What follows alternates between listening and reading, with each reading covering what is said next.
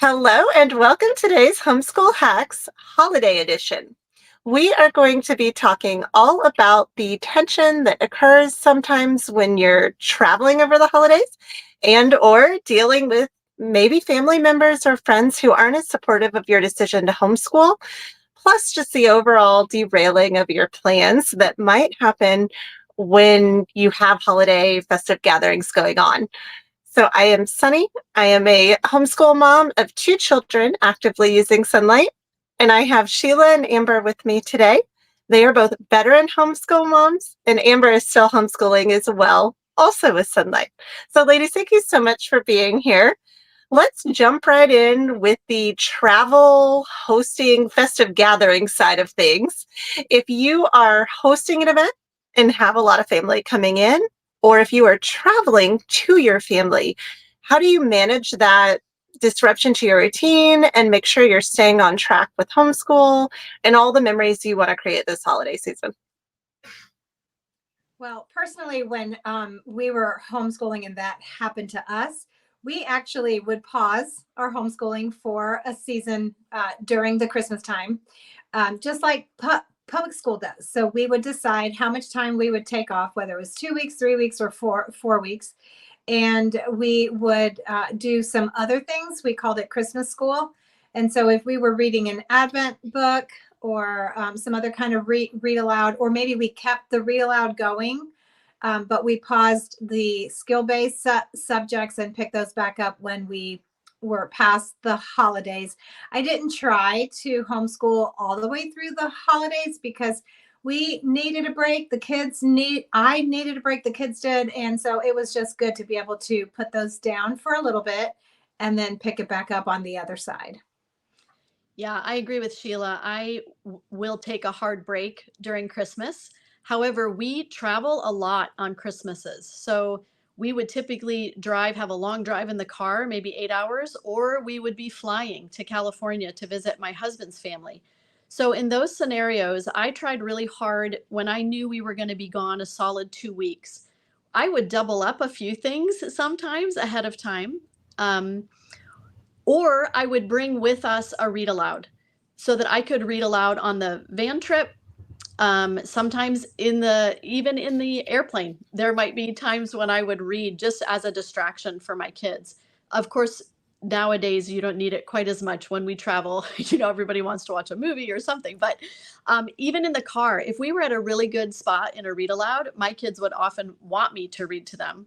So, and I still do that. If when we're traveling for Christmas, I'll get ahead in something like that, like a read aloud. But please don't feel guilty to take a hard break at holidays. It is, like Sheila said, it's so refreshing for everybody. Absolutely. I think letting go of your expectations too of, oh, I want to accomplish X, Y, and Z, and I also want to host a beautiful Christmas spread, and I want to do all these different things. For us, if things don't work out according to what I saw in my mind ahead of time, I've learned to let go of that. So whether that's cutting back some school or just saying, we're going to do what we can. And if we don't finish week 18 before Christmas or whatever we were initially planning to do, that's okay. We generally choose not to travel during the holidays. That is a stressful time for us to travel. So we usually plan to visit family and do all of that outside of the holiday season. And when I know we're going to be going to see people, we plan ahead for that. So whether that's starting school earlier or planning to do stuff after the fact.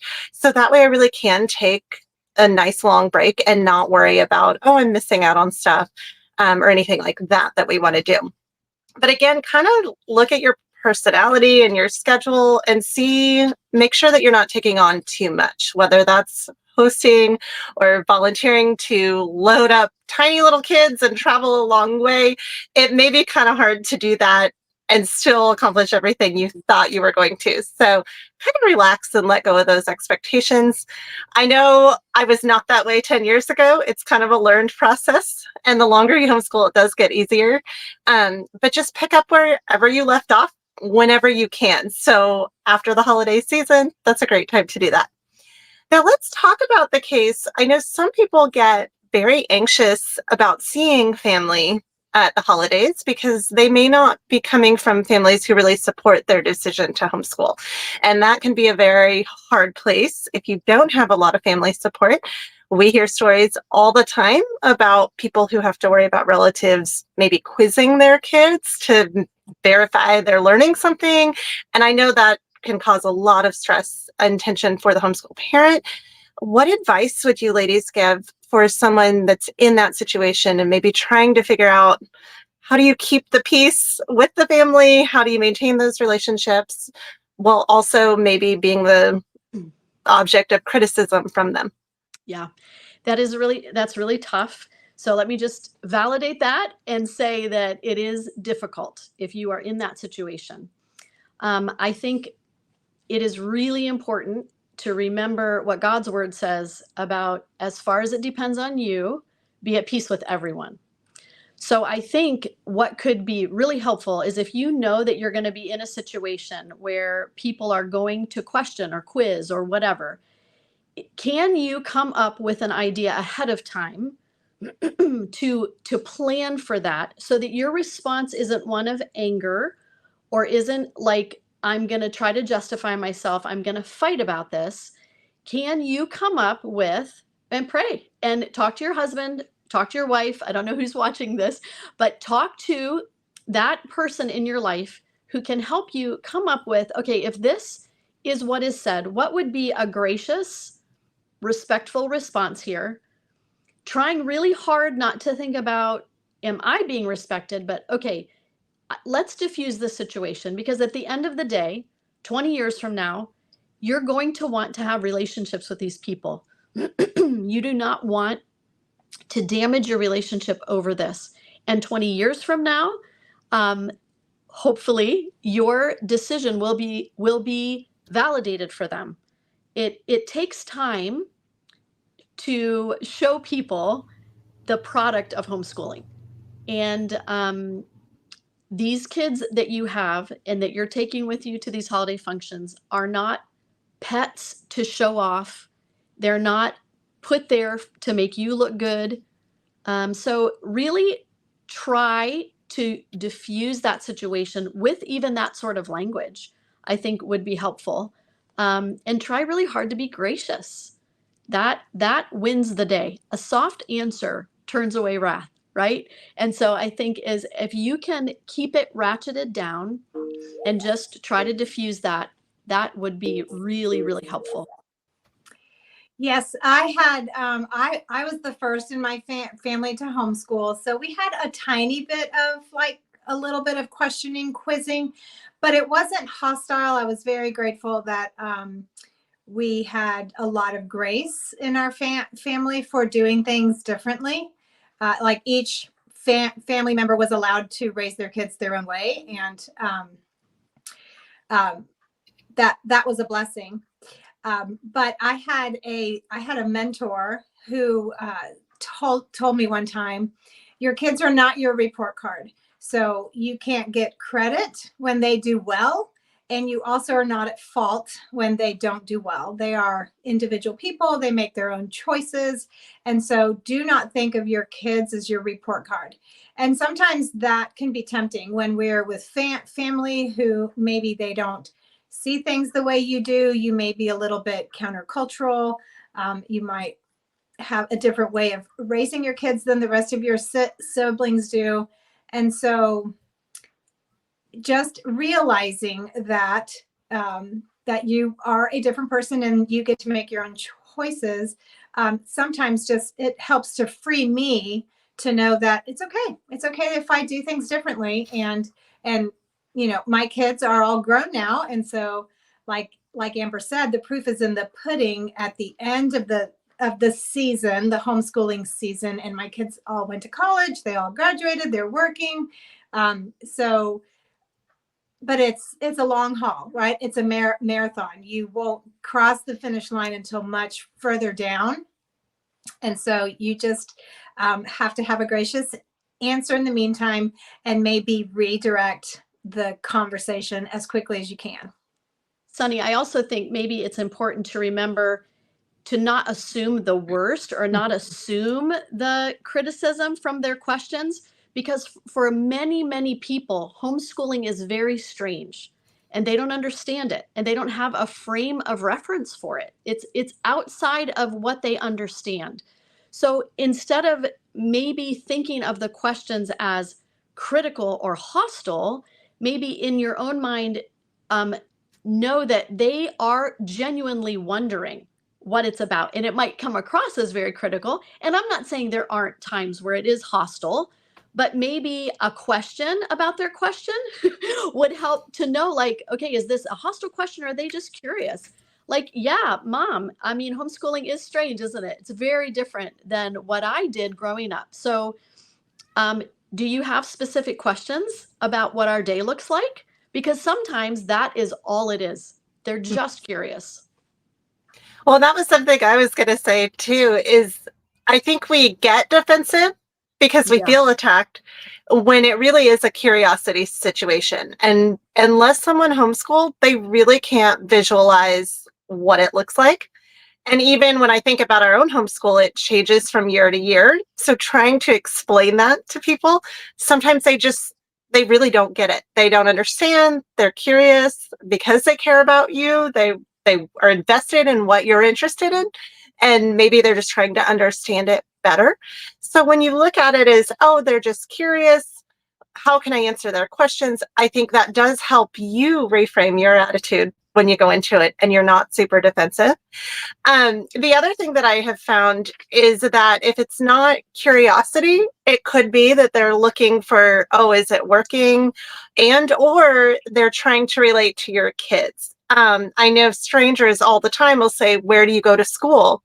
Because they don't really know what to say to a 10-year-old. But again, remember, a lot of questions are curiosity because they care about you. And if someone's downright critical, that's when you bring out the God gave me these kids to raise. I feel I'm in his will. I pray about it. This is a decision that my spouse and I made together. And we genuinely believe we are doing what's best for our kids. And another thing you might add to that is we're not judging any decisions you make with your kids. Because I think sometimes that's where it comes from too. They think, oh, you're homeschooling, so you're judging my decision not to homeschool. And that's not necessarily the case. I assume most of us are not homeschooling so we can judge everyone else who isn't homeschooling. It truly is that we believe that's what's best for our kids. And we get excited about what we like and what we think is working with our kids. So just remember those things as well. Before we wrap up, do you ladies have anything extra you'd like to add or any additional insights? Wow, just Merry Christmas. or no, but I think everything that Sunny's saying is so good, and be confident that you are doing what's best for your kids at this season. And you can even bring that up too, right? Like, we are doing this season by season. At this season in our lives, homeschooling is the best thing.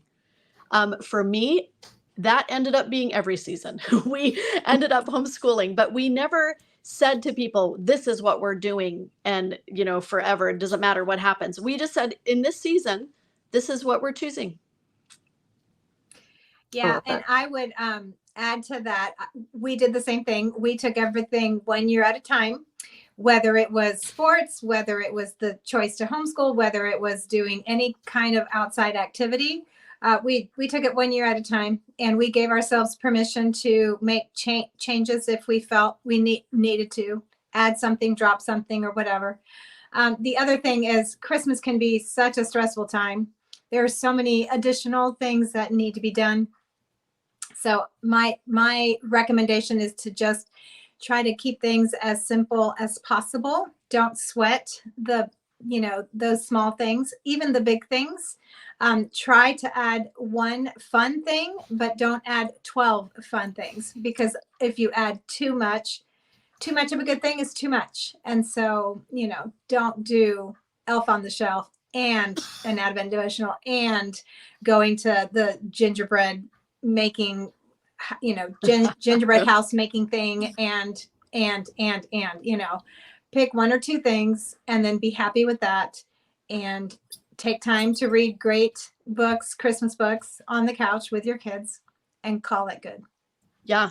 the comparison is the thief of joy, right? About all things. And Christmas is no different. And I think sometimes we can get on, whatever your thing is, whatever your social media thing is, and compare what you're doing with everyone else. Don't do that. Your kids don't do that. They don't know. They just know what is special for them, right? My kids look forward to my reading Best Christmas Pageant Ever every year. They ask me to read it every year. So in December, that's what I'm reading, that book, right? And that's a fun, meaningful tradition. That's not, TikTok worthy or whatever. Yeah, enjoy this season. Don't lose sight of that. Absolutely. Well, thank you so much, ladies, for being here. And if you need anything at all, drop it in the comments. We'd love to answer those questions later. And thank you so much for joining us today.